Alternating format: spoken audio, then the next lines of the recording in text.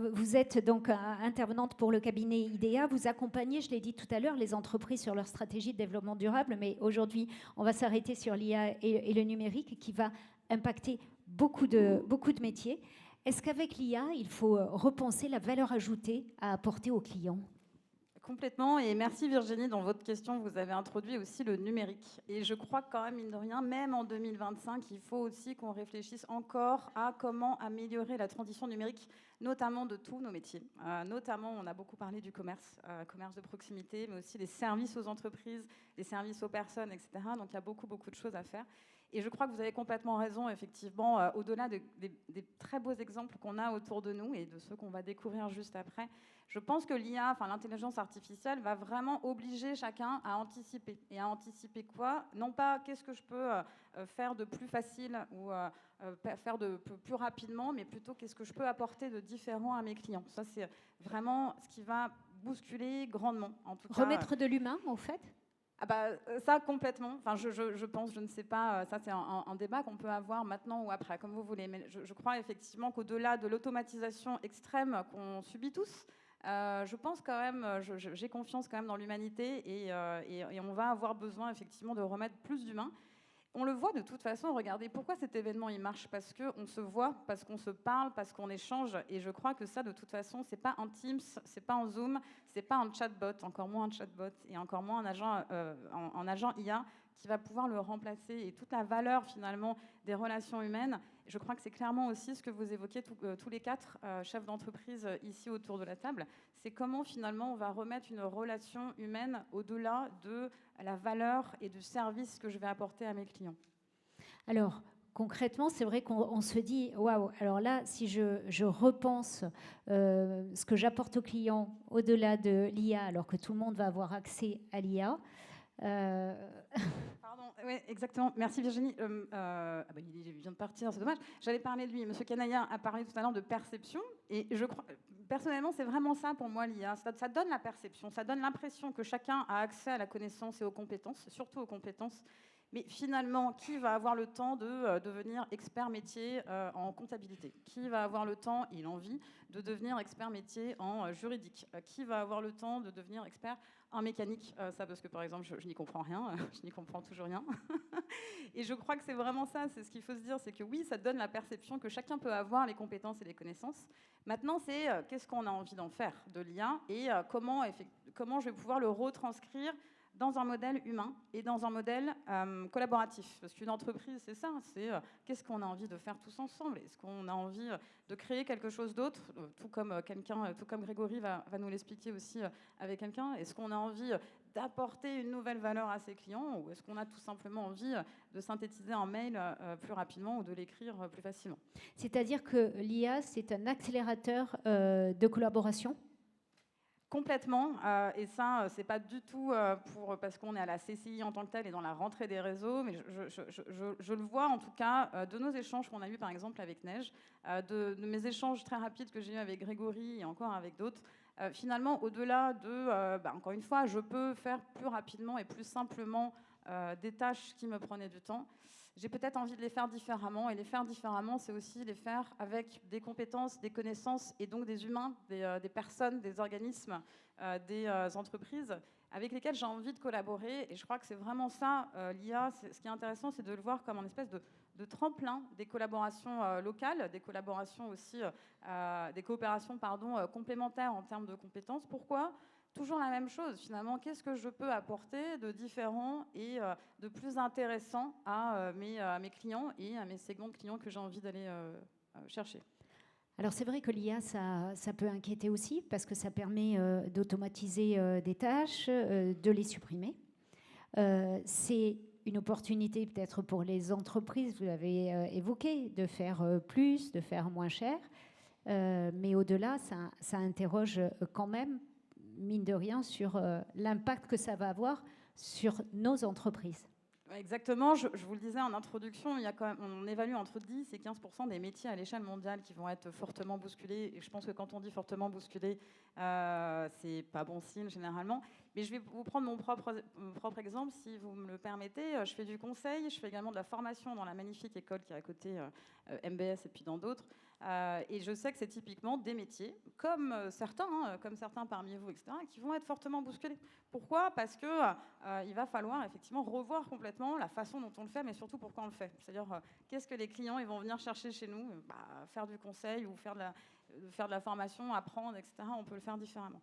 Et à l'échelle des entreprises, c'est pour ça que je vous demandais tout à l'heure qui utilise l'IA, parce qu'en fait, ce qu'on voit encore à l'heure actuelle, que ce soit dans les grands groupes, les ETI, les TPE, les PME, pardon, les PME, les TPE, pardon, c'est généralement des initiatives individuelles. C'est-à-dire, beaucoup laissent la porte ouverte à ChatGPT, entre autres, en priorité, à l'usage quotidien de ChatGPT. Mais il n'y a pas de réflexion systémique. C'est-à-dire, il n'y a pas de réflexion de OK, comment j'insère ChatGPT ou le chat de Mistral pour utiliser français au sein vraiment de mes process métiers.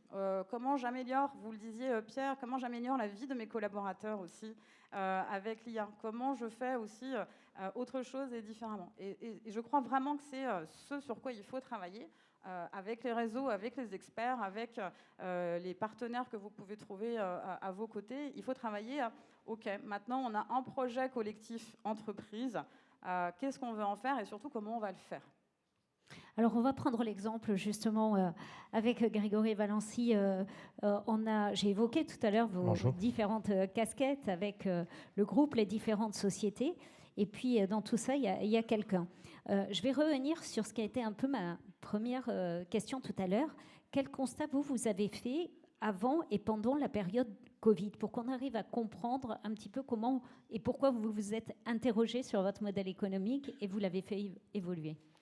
Bon, déjà, il a été dit beaucoup de choses qui me parlent beaucoup. Alors nous, pendant le Covid, moi je suis dans le bâtiment, donc j'ai autant de business models que de concurrents, donc c'est difficile de prendre une mesure. Et généralement, même quand je fais mon bon business model et que je vous propose un devis, ben vous le re-challengez. Donc en fait, on est dans un écosystème qui est assez particulier pour nous.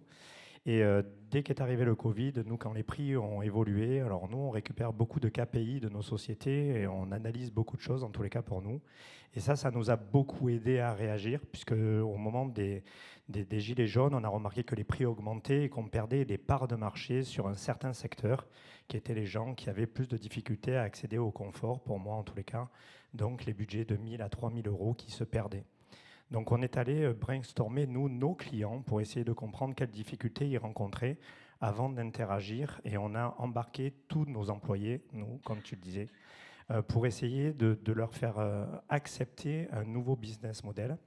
Et en fait, on a découvert que en fait, c'était notre propre fonctionnement qui n'allait pas, puisque pour faire un devis, il faut savoir qu'un artisan, ça lui coûte à peu près 60 euros, puisqu'on a un métier encore très engageant, nous, où il faut qu'on se déplace, on prend notre véhicule, notre assurance, etc. Puis c'est une personne qui va faire des devis, et un devis, c'est 60 balles. Dans ma boîte, on en sort 1200 pour rien par an, ce qui fait une somme qui est colossale, plus de 100 000 euros qui partent dans le vide. Et donc, il a fallu qu'on optimise ça, et c'est là où on a fait notre premier pivot d'ubériser ma propre société, qui était un défi colossal, puisque ubériser un système pour les autres, c'est facile. Pour l'ubériser pour soi, c'est beaucoup plus compliqué. Ça, c'était le premier projet, ça s'appelait Dep2, c'est ça ? Vous avez choisi de sortir de votre zone, entre guillemets, de confort, parce que finalement, ce n'était pas si confort que ça, puisque vous voyez que la perte allait s'accentuer, et d'aller chercher quelque chose qui permettait donc d'inventer, de penser un nouveau modèle. Oui, ce qu'on s'est posé comme question, c'était comment on pouvait optimiser ce qui n'était pas optimisable quelque part, et c'était ces 60 euros, de venir baisser les coûts de l'entreprise. Et en fait, on s'est dit, pour optimiser ça, on n'avait qu'un seul levier, puisque les prix des marchandises augmentaient et on n'arrivait même plus à les tenir, on courait après ça. Et le prix, les gens n'avaient plus les budgets pour optimiser ça. Donc il fallait gagner sur votre partie. Donc on a demandé à nos clients de ne plus passer par nous, d'utiliser la plateforme Dep2 qui était interne et qui leur permettait de prendre rendez-vous, d'avoir de suite quelqu'un qui venait. Ça faisait les devis, ça optimisait tout ce système-là, donc j'utilisais plus de papier, quasiment plus d'aller-retour. Donc je venais baisser mes coûts et donc je pouvais optimiser sur mon business model entier toute cette partie-là. Et là, quand le Covid est arrivé, bon, c'est pas une très belle chose, mais du coup je me suis retrouvé à grande échelle libre Une de pouvoir le faire. expérimentation. Ah ouais, parce que j'avais plus personne sur la route, il fallait aller vite, personne ne voulait nous voir. Donc du coup, j'ai optimisé et je me suis rendu compte que le business model a performé, puisqu'on n'a jamais gagné autant d'argent que pendant le Covid, paradoxalement. Et là, je me suis dit, bon, ben, on tient quelque chose. Qu'est-ce qui s'est passé après le Covid? Alors après le Covid, ben, moi, je suis retombé dans mon quotidien, hein, ça a redémarré. Et là, j'ai plutôt mon cœur qui a parlé, puisque d'autres artisans rencontraient de grosses difficultés, venaient nous voir en nous demandant est-ce que tu n'as pas du travail. Moi, déjà, je baignais beaucoup dans l'IA, donc j'optimisais déjà beaucoup de choses. Et un jour, quelqu'un est venu chez moi en me disant t'as pas des chantiers. J'ai répondu non, et j'ai senti que ce non avait un impact énorme pour certaines personnes qui n'arrivent pas ou qui ne sont pas accompagnées. Et du coup, je me suis dit, bon, j'ai créé quelque chose qui est fou. Est-ce qu'on peut sortir de sa coquille, venir aider les autres? Et c'est comme ça que le projet Quelqu'un est né, à grande échelle et avec beaucoup de difficultés. Alors, Mais on va maintenant, expliquer ouais. ce que c'est quand même. On va dire expliquer concrètement ce qu'est quelqu'un. Alors, business model, ça parle aussi. Nous, on a fait une grosse analyse comportementale sur nous tous. Donc, vous êtes tous passés au crible. Et on a regardé, après Covid, comment les gens réagissaient par rapport au digital. Donc, le Covid nous a appris à utiliser cet outil. Et du coup, nous a appris à rencontrer d'autres choses. Et on s'est aperçu avec ces études qu'on allait de plus en plus vers de la sécurisation et de la marque. Aujourd'hui, bon, je vais pousser des portes ouvertes, mais si je dis Doctolib, vous me direz tous docteur.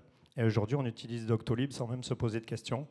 Uber, Booking et d'autres plateformes. Et à l'époque, quand je disais carreleur ou électricien, ben, techniquement, il n'y avait pas cette verticalité n'était pas prise en France de sécuriser la mise en relation avec un artisan. Doctolib ne nous a jamais dit qu'on serait bien soigné, mais au demeurant, on y va sans se poser de questions. Et l'artisanat, ô combien on est challengé, il faut toujours le meilleur artisan, au meilleur prix. On a pris cette verticalité et on a répondu à une attente. En mettant en relation. Exactement. Merci beaucoup pour Merci. ce témoignage.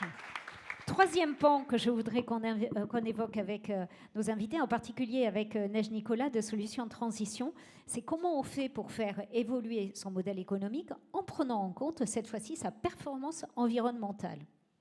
Oui, tout à fait. Pour moi, ce comment, il passe par un changement de mindset, comme tu l'as aussi pointé. C'est une question de vision. Comment une contrainte extérieure qui m'arrive et que je dois gérer, pour des raisons commerciales, pour des raisons économiques, comment je passe d'une vision contrainte à une vision opportunité. Et comment je fais de cette contrainte finalement une opportunité commerciale. Pour moi, il n'y a que le dirigeant d'entreprise qui peut porter cette vision. Il n'y a que le dirigeant qui peut choisir d'aller sur une perception des exigences ESG, donc environnement, social et gouvernance,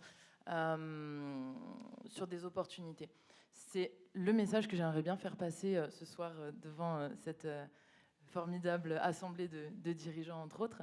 Et je vais vous prendre un exemple tout bête, très concret, parce que la vision, ça peut sembler un peu théorique, en réalité, c'est extrêmement concret. Je vous parlais tout à l'heure d'investisseurs, des financeurs. Prenons un investisseur qui, dans un questionnaire, vous demande si vous avez réalisé votre bilan de gaz à effet de serre ou votre audit énergétique. Une case à cocher. C'est oui, c'est non, ça peut conditionner la validation du dossier. Bah, c'est plutôt préoccupant. On a envie de cocher oui. Et là, c'est là que tout se joue. Il y a deux visions. La première, c'est la vision contrainte, où on va subir, en fait, et on va se dire ok, bon, bah, ça va être long, ça va être coûteux, ça va être onéreux, il faut que je mobilise mes équipes. Et à la fin, effectivement, donc, au mieux, on ne va pas le faire. Au pire, on va le faire, mais ça va nous coûter de l'argent parce que ce bilan carbone, cet audit énergétique, on va le réaliser sans vraiment comprendre pourquoi on le réalise et sans en tirer toute la valeur. Et puis, il y a la vision opportunité où on va comprendre sur ces questions-là, par exemple, qu'il y a un double effet qui se coule. Le premier, c'est en faisant mon bilan carbone, je vais identifier des gisements d'économie invisible. Et le deuxième effet qui se coule, c'est finalement cette exigence que je vais satisfaire pour une partie prenante, comment je peux la valoriser auprès d'autres parties prenantes et comment je peux faire de ce simple bilan carbone un levier de performance auprès d'autres parties prenantes. Donc tout à l'heure, j'ai parlé de grands comptes, parce qu'elles ont bien compris la question du devoir de vigilance et de la sécurisation de leur chaîne de valeur, des collectivités qui sont contraintes par le cadre réglementaire et qui sont aussi dans des démarches très volontaristes sur ces questions-là, et puis le grand public, on en a parlé aussi, mais on a des vraies évolutions dans les comportements d'achat. Donc du coup, il y a l'obligation, mais à travers ce qu'on peut considérer comme une obligation pour pouvoir répondre aux clients, à la demande, on peut trouver des vraies économies pour nous-mêmes, pour la société, et en plus le valoriser économiquement. Oui, tout à fait. Et ça, je pense que Nordine en parlera très bien. Mais tout à fait, ouais. C'est peut-être, je dirais, la première brique, la première approche quand on aborde la question de la performance environnementale, c'est de se poser la question de la sobriété. Et c'est la première brique. Est-ce qu'il y a des exemples concrets que vous pouvez nous donner, quelques exemples comme ça de ce que ça a permis? Bien sûr. Bon, on a tous en tête des exemples de cas d'école, mais si par exemple, on aime bien parler je pense que tout le monde boit de la bière ici, plus ou moins. Il y a la team vin rouge, la team bière. Mais si on prend l'exemple de Goudal, par exemple, qui, en faisant un bilan carbone, a identifié des consommations très élevées, notamment en termes de déperdition de chaleur sur leur procédé de fermentation. Une fois qu'ils ont identifié cette déperdition de chaleur, ils se sont dit « Ok, comment je fais pour faire des économies? Quel procédé je peux mettre en place ?» Et ils ont installé des récupérateurs de chaleur pour utiliser cette chaleur pour chauffer leurs locaux. Donc ça, c'est des démarches où on va passer d'une approche « je subis mes déperditions de chaleur et puis je dois me poser la question de mon empreinte environnementale et je dois remplir des indicateurs pour des parties prenantes qui s'y intéressent de près. » Et à une approche, comment je fais de cette question-là, qui est un point faible dans mon modèle économique, un levier de performance. Et ça, c'est un exemple. Et puis, on pourra parler après de l'exemple de l'immobilier. On va y venir. Les 3 arguments qu'on peut avancer pour arriver à convaincre de l'intérêt de cette démarche de lier les deux. Ouais. Alors là, il faut en trouver 3. Non, je plaisante. Le premier, moi, que j'ai envie de mettre en avant, c'est la question de la valeur ajoutée. Quand on entame des démarches de questionner son modèle son modèle économique pour le faire matcher avec des exigences environnementales ou sociales, on parle d'ailleurs de plus en plus d'économie régénérative. Quand on entame ces démarches-là, la première chose qu'on fait, c'est de se connecter avec ces parties prenantes. Et nos parties prenantes, elles ont beaucoup de choses à nous apporter sur notre entreprise. La première chose qu'elles ont à nous apporter, c'est leurs attentes. Dialoguer avec ces parties prenantes, ça permet de mieux comprendre et de mieux cerner les attentes de nos parties prenantes. Et ça, c'est assez essentiel dans notre business. La deuxième chose qu'elles peuvent nous apporter, nos parties prenantes, ça peut sembler assez surprenant, mais c'est de la donnée sur notre propre entreprise. C'est-à-dire que dans notre chaîne de valeur, on a forcément des angles morts, des questions qu'on ne s'est pas posées, des interstices qu'on n'a pas creusés. Et nos parties prenantes, en les questionnant, les concertant, les interrogeant, elles peuvent nous apporter de la donnée sur ces angles morts-là, qui derrière peuvent être finalement très précieuses dans notre modèle économique. Alors ça, c'est le premier. Le deuxième, forcément, c'est la mise en conformité et l'anticipation des évolutions réglementaires. Bon, il y en a plein. J'ai forcément envie de citer la CSRD et puis la VSME depuis juillet.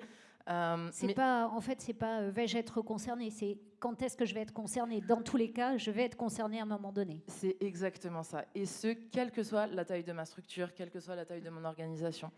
Et puis, un exemple tout bête, mais si on prend les ZFE, les zones à faible émission, qui concernent bientôt toutes les grandes villes, en fait, si en tant qu'entreprise, dans ma chaîne de valeur, à un moment donné, je fais du transport en ville, j'ai un problème. Et j'ai des questions à me poser. Et les questions à se poser, il vaut mieux se les poser en amont plutôt que d'être dans la réaction. Même si là-dessus, il semble qu'il y ait un coup de frein pour l'instant. À voir. Et le troisième point... Oui, le troisième point, je voulais en venir là. Oui, c'est ça.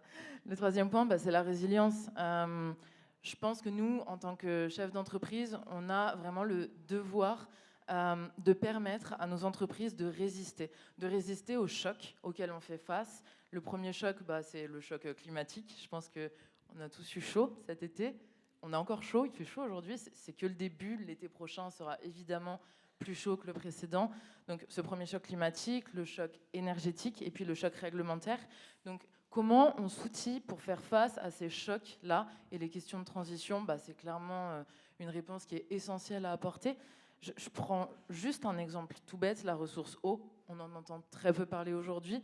Pourtant, en Europe, cet été, il y a eu des crises hallucinantes avec des villes où on n'avait plus d'eau potable au robinet. Alors, moi, je vous pose la question, si demain, du jour au lendemain, on n'a plus d'eau potable au robinet, est-ce que votre entreprise sait faire face? Et si oui, combien de temps? Et je pense que, Laura, tu vas être d'accord avec moi parce que tu travailles beaucoup sur le développement durable, mais je pense que dans les 5 prochaines années, la ressource eau, elle sera au moins aussi centrale dans le débat public et professionnel que les questions autour de l'IA. Concrètement, comment est-ce qu'on fait? Quels outils on utilise pour revoir justement ce modèle en intégrant cette performance? Oui. Alors, moi, la réponse que j'ai envie d'apporter là-dessus, je pense qu'il y a plein de manières de faire, mais c'est vraiment de se poser la question de l'analyse de double matérialité. C'est une analyse où on va vraiment approcher la question des risques. Quand on parle de nos parties prenantes, ces fameux financeurs, les banques, etc., elles sont très friandes de cette approche-là. Et c'est vraiment comment on identifie nos enjeux stratégiques extra-financiers, c'est-à-dire nos enjeux stratégiques qui ne sont pas économiques, comment on les identifie, comment on les mesure, donc quels impacts, quels risques, quelles opportunités et quels KPI, et derrière, comment on mesure l'impact de notre entreprise sur ces enjeux sociétaux, mais aussi comment on mesure l'impact de ces enjeux sur notre entreprise. Et là, on raccroche vraiment avec la question de la performance économique. Et en fait, l'aboutissement de cette analyse-là, c'est de la transformer en levier très efficace, très concret, très opérationnel, donc en un plan d'action. Et pour mesurer efficacement ce plan d'action, l'objectif, c'est vraiment de raccrocher nos KPI, nos indicateurs de performance économique. Donc tu parlais du chiffre d'affaires, de la rentabilité, on peut rajouter l'attractivité, les nouveaux marchés, tous ces indicateurs économiques qu'on connaît bien, avec nos indicateurs extra-financiers. Donc ça peut être le CO2, les consommations, les déchets, les matières premières. Et finalement, d'avancer dans une démarche qu'on appelle intégrée, c'est-à-dire d'intégrer ces indicateurs ensemble pour les aligner. Pourquoi? Parce que si on ne les intègre pas, si on n'intègre pas les indicateurs extra-financiers à nos indicateurs économiques, c'est toujours les indicateurs extra-financiers qui passeront à la trappe quand on aura une divergence ou un besoin de priorisation un tout petit peu différent. Alors, on va voir un exemple justement avec Nordine El Ouachmi. Bureau & Co, on va en parler maintenant. Création en 2017. Ouais. Dans le top 5 des acteurs nationaux, vous exploitez plus de 50 000 mètres carrés, répartis dans une quinzaine de villes en France.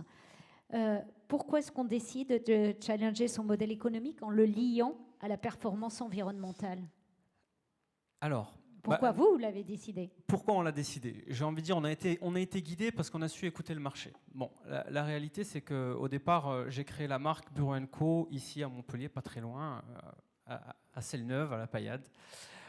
L'idée, c'était de permettre et de créer un écosystème pour accueillir des TPE, des PME. Donc moi, vraiment, mon souhait, c'était cela, parce que j'avais été confronté à des difficultés moi-même d'installation et j'avais voulu trouver une solution déjà à mes propres problèmes, c'est-à-dire comment ne pas s'engager dans un bail commercial quand on est petit et qu'on ne sait pas encore comment va évoluer son business, en bien ou en mal, etc. etc. Donc j'ai créé la marque à ce moment-là. La réalité, c'est que ça a été un très très grand succès sur le premier site et que rapidement on a utilisé Montpellier comme notre terrain de jeu et on a créé d'autres ouvertures au millénaire et sur Latte. Fort de ce succès qui répondait effectivement à ces besoins de TPE-PME, il y a eu le Covid qui est arrivé. Donc moi là j'étais le grand malin qui créait des espaces pour venir travailler quand le président nous demandait de rester à la maison. Donc il a fallu qu'on réfléchisse un petit peu à qu'est-ce qu'on pouvait inventer de bien pour essayer de tenir quand même dire cette situation inédite parce que personne n'avait connu telle situation. Bon, la réalité, c'est que la flexibilité qu'on avait donnée à tous nos utilisateurs, à tous nos clients, qu'ils soient petites entreprises, TPE, start-up, leur permettait d'être sereins pour appréhender en fait, finalement le Covid. C'est-à-dire le fait de savoir qu'ils n'étaient pas engagés sur du long terme, ils prenaient mois après mois les choses et ils se précipitaient moins à résilier, à arrêter de payer leurs locaux ou à vouloir économiser, etc. Bon. Post-Covid, on a eu une recrudescence de demandes de grands comptes. En fait, les entreprises du CAC 40 ont commencé à nous solliciter parce qu'en fait, ça a été les entreprises les plus impactées par la Covid, dans le sens où ils avaient des milliers, des millions de mètres carrés vacants un petit peu de partout dans le monde. Et on a découvert le télétravail à ce moment-là de la même manière. On a découvert Zoom, tous, etc. Et donc là est née une politique de dire, OK, il faut qu'on maîtrise mieux notre empreinte immobilière. On peut travailler mieux, consommer moins de bureaux. Et pour ce faire, s'appuyer sur des acteurs comme nous. Et là, nous, ça a été finalement une opportunité, mais aussi un problème. C'est qu'on n'était pas câblés à ce moment-là pour accueillir les demandes de ces grands comptes, parce que installer une TPE, une start-up, ça se fait assez facilement. Une tape sur le dos, on se discute, on boit un verre, c'est réglé. Mais travailler avec des grands comptes et avec les KYC, le compliance, et répondre à toutes leurs exigences d'installation, et notamment sur le volet environnemental, c'est très très complexe. Et donc, qu'est-ce qui s'est passé? Et donc, ça nous a obligés à revoir en fait notre modèle, parce qu'on ne pouvait pas se priver d'une telle opportunité et de dire ok, on va rester à répondre aux TPE, PME, c'est déjà très très bien, mais on ne peut pas refuser l'installation de ces grands comptes. Et donc du coup, on a commencé à transformer notre vision du bâtiment idéal. Et là où on cherchait des opportunités d'installation, où le secteur géographique nous intéressait, mais aussi finalement uniquement, j'allais dire, le coût de l'offre immobilière, on a intégré d'autres paramètres, et notamment la qualité environnementale du bâtiment. Et donc, depuis post-Covid, on a sélectionné quasiment que des bâtiments avec un label environnemental type HQE ou autre. Et c'est comme ça qu'on a continué ensuite et qu'on a ancré dans le modèle nos exigences, en tout cas d'obtenir à chaque fois qu'on ouvrait un nouveau site, un label environnemental. Et sur la partie exploitation? Et alors, c'est dans la continuité, finalement, la partie exploitation. Alors, on consomme, donc notre métier, c'est de consommer des mètres carrés et de les rendre compatibles à la demande des entreprises. Bon. On a effectivement 50 000 mètres carrés aujourd'hui en exploitation en France. On ne pouvait pas s'arrêter en fait à avoir un bâtiment hyper efficient, écolabellisé, et finalement nous ne pas faire la démarche à l'intérieur de nos locaux, notamment dans la gestion de l'énergie. On consomme des centaines de milliers d'euros d'énergie, d'électricité par an, idem pour l'eau, etc., etc. Donc, on a prolongé finalement cette volonté d'aller vers une démarche, une empreinte carbone maîtrisée, et en mettant des dispositifs de gestion de l'eau, de l'énergie, etc. Alors c'est contre-intuitif parce que on a tendance à vouloir investir le minimum pour avoir la rentabilité un maximum, mais la réalité c'est que au final, en allant dans ce sens et dans cette démarche, on a augmenté notre chiffre d'affaires, on a répondu à plus de demandes. Parce que la demande, justement, les entreprises demandaient à ce que vous ayez ces critères. Exactement. En fait, c'est des enjeux hyper importants pour les entreprises qui s'installent chez nous. Elles viennent chez nous parce qu'elles ont un seul opérateur qui va gérer tout pour eux. L'eau, Internet, l'électricité, le service, la qualité de vie au travail, l'environnement de travail. Mais il y a des éléments que nous-mêmes, on n'avait pas maîtrisé ou à sa juste valeur à l'époque, c'était notre empreinte carbone, notre démarche environnementale et qu'est-ce qu'on mettait en place dans l'exploitation de nos locaux pour répondre à leurs attentes. Le but, c'est d'obtenir le label B Corp, c'est ça? Alors, depuis un an maintenant, on est accompagné donc par Neige, par Solutions Transition, parce que c'est un métier. Parce que autant on avait une très très grosse expertise dans l'immobilier et sélectionner des actifs immobiliers, savoir qu'aujourd'hui investir dans un bâtiment labellisé, de toute façon c'est investir dans l'avenir parce que il se valorisera mieux et beaucoup plus longtemps qu'un bâtiment qui n'est pas labellisé. Donc ça c'était un sujet qu'on maîtrisait. Par contre, sur l'obtention d'un label et d'un label international, parce que c'était ça le souhait, il en existe plein d'autres qui sont beaucoup plus accessibles, j'ai envie de dire, mais notre souhait c'est que comme on commençait, puisqu'on est passé de zéro post-Covid, aujourd'hui à plus de 50% de notre chiffre d'affaires qui est réalisé avec des grandes entreprises, des boîtes du CAC 40, et donc des sociétés qui ont des exigences international. Oui, et ce label B Corp, hein, c'est un label qui a une reconnaissance internationale, qui Exactement. reconnaît les bonnes pratiques des entreprises en termes d'impact social, sociétal et environnemental. Exactement. Et donc, ça nous a obligés, effectivement, à ouvrir le capot et Qu'est-ce que ça a remis en à cause? demander à nos mécanos. Qu'est-ce que ça a remis en cause? Beaucoup de choses. En fait, toutes les idées qu'on a dans la structuration de sa boîte pendant des années. En fait, se confronter à l'obtention d'un label B Corp, c'est revoir sa gouvernance, les principes qu'on a, remettre à plat les sujets de parité, de diversité, d'inclusion. Tous les sujets sur lesquels on pense être dans le juste, des fois on n'est pas très loin, mais des fois on est complètement à la ramasse. Et donc, n'ayant pas l'expertise, donc c'est pour ça qu'on s'est fait accompagner pour valoriser déjà les bonnes pratiques qu'on avait et voir où on devait mettre le curseur pour pouvoir être... Alors moi, je ne sais pas vous, mais moi je suis chef d'entreprise, je suis dans la salle et je me dis, oh, c'est génial tout ce qu'il me raconte, mais ça a l'air quand même super lourd à faire, ça a quand même l'air d'être très engageant. Je suppose que vous avez fait un bilan du coût d'investissement en temps humain, financier, avec les avantages. Alors c'est certain, je l'ai dit, aujourd'hui, 50% de notre chiffre d'affaires sont des grands groupes. Donc c'est comme si, en ne faisant pas la démarche d'aller obtenir ce label, je m'amputais de 50% de mon chiffre d'affaires. Bon, donc c'était pas possible, c'était pas imaginable. Certes, c'est sûr que c'est un investissement. Ça fait 1 an qu'on travaille, alors pas tous les jours de la semaine, mais qu'on mobilise toutes les équipes parce qu'il faut revoir en fait tous les secteurs hein, de l'entreprise. C'est pas juste le côté environnemental, mais c'est les achats, comment on achète, chez qui on achète, pourquoi, notre empreinte carbone, le bilan carbone de chez qui on consomme et de quelle manière on le fait, le mode opératoire, les prises de décision d'entreprise, etc., etc. Mais très clairement, pour nous, et sans hésitation, l'investissement est plus que rentable, puisqu'on a réussi, petit acteur local de Montpellier, à rentrer dans le top 5 aujourd'hui des acteurs nationaux dans ce métier, qu'on ne connaissait pas, qu'on a construit brique après brique. Et aujourd'hui, la satisfaction, c'est d'avoir créé un écosystème qui répond aussi bien à des TPE, des PME, des startups qu'à ces grands comptes. Et on a pris notre part de marché en allant aussi dans ce sens-là.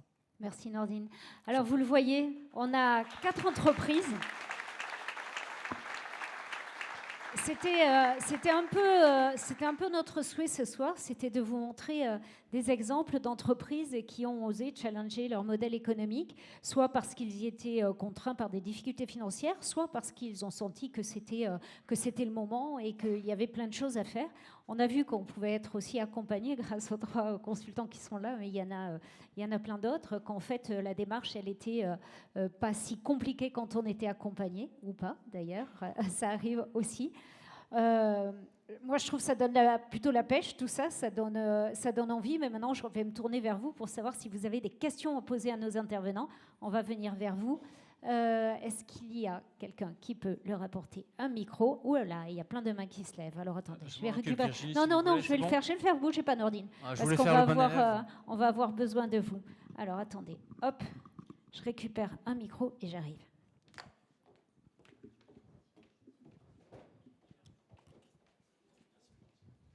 Alors, on essaye tous de faire questions assez concises de façon à ce qu'on puisse en prendre plusieurs.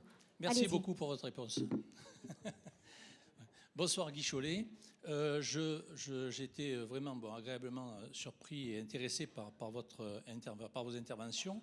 Tout à l'heure, M. Canaillet a dit quelque chose qui m'a vraiment marqué, puisque c'est ce que j'essaie aujourd'hui de voir dans mon entreprise. Il a dit qu'il n'y avait plus de patrons et plus de salariés. Et ça, pour moi, c'est quelque chose qui m'intéresse dans votre changement de mindset. Quelle est, pour vous, cette fonction pour expliquer aux salariés, parce que c'est bien, vous avez des idées, tout à l'heure, mesdames ont dit, il faut que le patron ait les idées, mais le personnel, comment vous arrivez aujourd'hui avec le personnel à leur donner cette initiative, cette énergie, pour que ça ne devienne plus des salariés, mais des collaborateurs, puisque moi, je ne suis pas trop dans l'IH, je suis plutôt dans l'IH. Et l'intelligence humaine, je crois qu'elle arrive ici. C'est-à-dire qu'à partir du moment où on utilise un outil qui est performant, effectivement, que fait l'humain avec cet outil? Comment le chef d'entreprise va aider à performer son salarié qui, lui, dans la technique, dans l'artisanat, sait dépanner un lavabo ou quoi que ce soit, mais comment va-t-il lui-même comprendre qu'il est dans une entreprise du 5e millénaire? Alors, des réponses peut-être des chefs d'entreprise. Est-ce qu'il y en a qui souhaitent répondre? Puis peut-être Neige aussi. Oui. Alors, moi, très simplement, pour moi, il y a vraiment une adéquation entre le patron et les employés. Et moi, souvent, je dis que je deviens leur patron quand il y a un problème. Sinon, je ne suis jamais leur patron, je suis leur copain. Et justement, je dois être, moi, leur outil d'évolution et de bien-être. Souvent, quand j'embauche, je dis, si un jour tu as mal au ventre qu'une seule fois, c'est le moment où tu dois partir. Parce qu'il n'y a pas de droit à avoir mal au travail. Donc j'ai plutôt des copains, puisque en plus quand on grandit, quand on est une grande entreprise, sans eux on n'est pas grand-chose, puisque au début on maîtrise et après on maîtrise plus rien. Donc moi mes employés sont engagés très personnellement et humainement dans l'activité. Pierre? Je vais reprendre quelques formules. Effectivement, il y a la partie dirigeant, prise de décision, où il faut un capitaine. Mais après, au quotidien, on est une équipe. Moi, j'ai toujours été honnête avec mon équipe des situations aussi bien des bonnes que des mauvaises. Je les ai impliqués. Des fois, je ne peux pas répondre tout le jour à leur attente, mais le fait de les impliquer, ils ont vu aussi, encore une fois, les avancées, aussi pour eux, en termes de confort de travail, de confort de travail, je dirais en particulier. Mais là, par exemple, avec l'IA, nous, l'IA, aujourd'hui, on l'a intégrée dans notre société, elle est encore en pleine évolution, elle ne remplacera jamais un de nos salariés. Par contre, le temps qu'on a gagné, alors ça peut être de la productivité, ça pourrait être pour aller chercher du commerce, ou alors, encore une fois aussi, ça peut être pour du temps supplémentaire. Moi, mes gars, cette semaine, ils ont fini 1 heure plus tôt chaque jour de la semaine, ils sont payés pareil. Le lendemain, ils reviennent avec le sourire, ils sont plus motivés, ils ont encore plus envie de s'impliquer, et des fois, c'est même eux qui viennent me soulever des problématiques, et je leur dis, ok, on s'assoit autour d'une table, on discute, on voit ce qu'on peut faire. Et du coup, on est une équipe. Donc, on avance tous ensemble. Neige? Ouais, nous aussi, on est très IH. Et c'est super important dans notre approche. Autant on pense que cette vision, elle est forcément portée par le dirigeant dans l'entreprise, autant on pense que c'est illusoire de croire que c'est le dirigeant tout seul, enfermé dans son bureau, face avec son consultant, qui va mener ces transformations-là. Et finalement, Nordine, on ne travaille pas tant que ça avec lui, on travaille beaucoup avec toutes ces équipes de manière extrêmement transversale.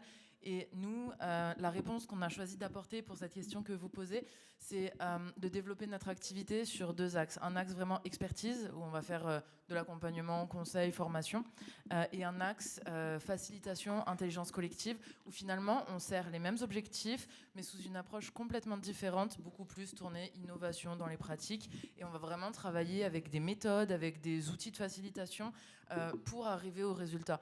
On n'a encore jamais fait une photographie de partie prenante, une matrice de matérialité dans un bureau sans qu'il y ait au moins 8 personnes autour de la table. Et en réalité, ça porte vraiment ses fruits. Une autre question. Oui, donc Philippe Chambaud, Sustainach. C'était par rapport à votre travail justement sur les bâtiments HQE et donc le travail autour de la durabilité. Au-delà des organisations du travail en équipe, compte tenu des réglementations qu'on a chez nous qui sont assez restrictives sur la réutilisation des eaux et tout, et de l'évolution justement des bâtiments qui sont à la fois du service, récupération peut-être de l'eau et de l'énergie, est-ce que vous avez pu malgré tout avancer sur ces données-là ou faire avancer la réglementation ? Alors moi, je n'ai pas forcément fait avancer la réglementation, je la subis. Mais la raison, c'est... Neige disait tout à l'heure, pour nous, en fait, la question qu'on se posait, c'est pas de savoir si on devait se mettre en conformité, c'est de savoir quand est-ce que ça allait arriver et d'anticiper les choses. Sur l'immobilier tertiaire, nous, on est très, très contraints. Là, il y a le décret tertiaire qui vient d'arriver, qui nous oblige encore à investir massivement dans tous nos bâtiments. Donc, c'est une réalité. Maintenant, nous, peut-être que Neige sera plus efficace pour répondre sur l'autre volet.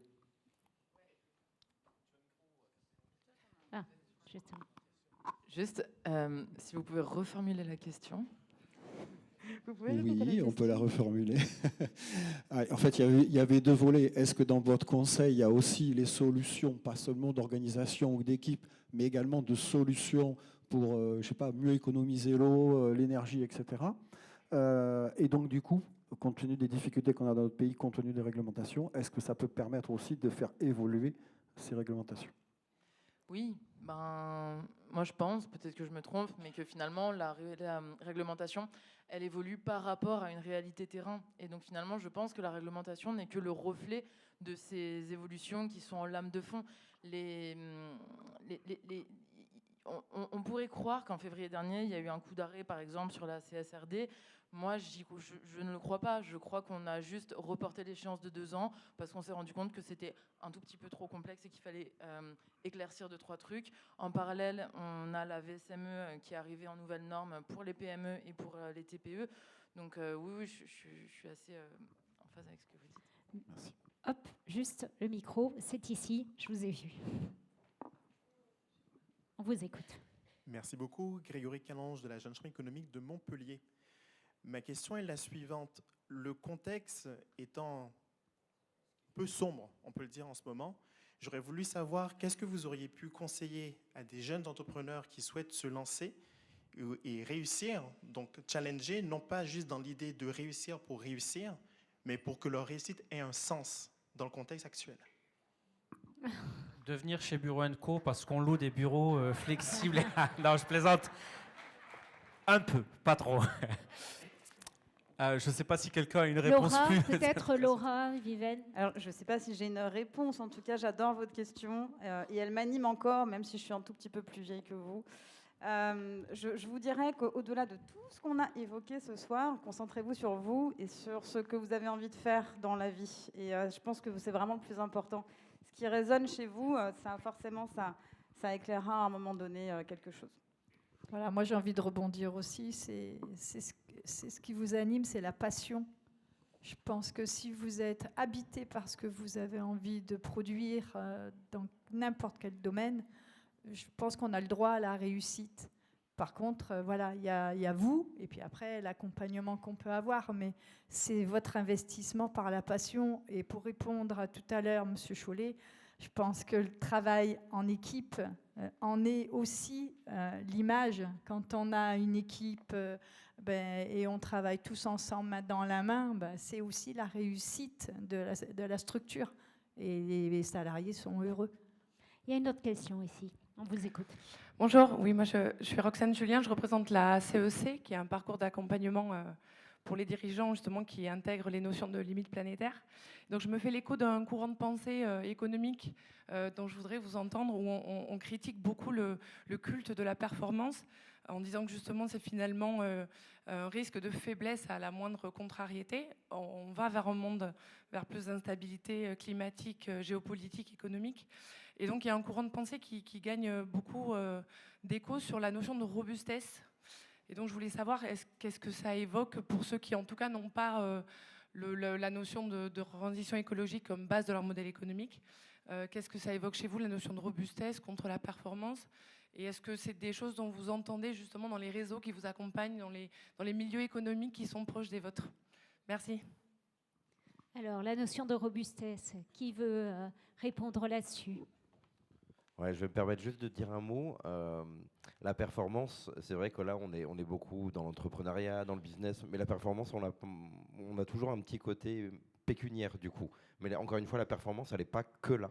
La performance, elle est, Vivienne pourra l'attester, il y a des chefs d'entreprise qui viennent te voir qui n'ont pas de problème de rentabilité, qui n'ont pas de problème de développement, mais qui, par exemple, n'ont pas assez de temps, ou ont des problèmes de santé, ou des choses comme ça. Donc la performance, elle n'est pas là. Et la robustesse, du coup, pour moi, elle interagit là-dessus. La performance, c'est pas forcément se dépasser, de faire des multinationales, des startups, des levées de fonds. La performance, c'est déjà d'être bien dans son travail aussi, et de pouvoir en vivre convenablement.